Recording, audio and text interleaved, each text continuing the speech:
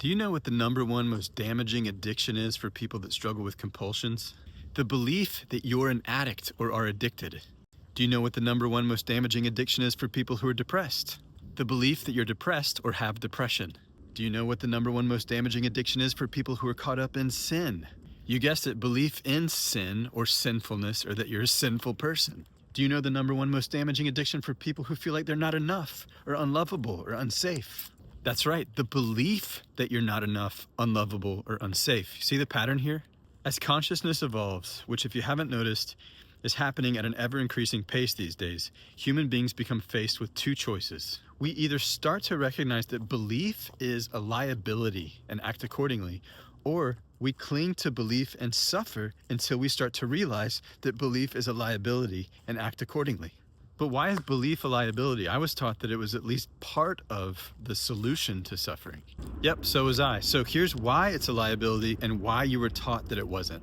Belief, no matter what its content, is what we hunker down in to avoid the root of suffering, which is buried and repressed emotions in the body.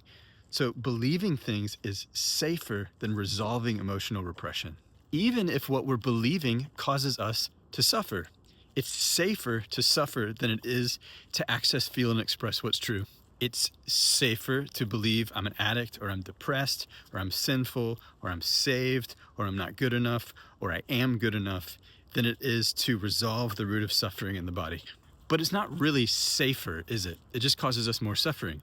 If we want true safety, we have to challenge the things that we believe in order to resolve the thing that's making us feel unsafe in the first place, which is, again, buried and repressed emotions in the body. I feel like I'm saying the same thing over and over again, but that's okay because repetition is the mother of clarity, especially when it comes to emotional repression work. You might even find yourself not understanding what I'm saying, or what we call fogging out, as you're listening to this. And here's why. Because you're likely already believing something that's sort of like fighting to stay in place. And the way that shows up for many people, including myself, is not being able to hear, even comprehend when someone's talking about deprogramming and resolving emotional repression.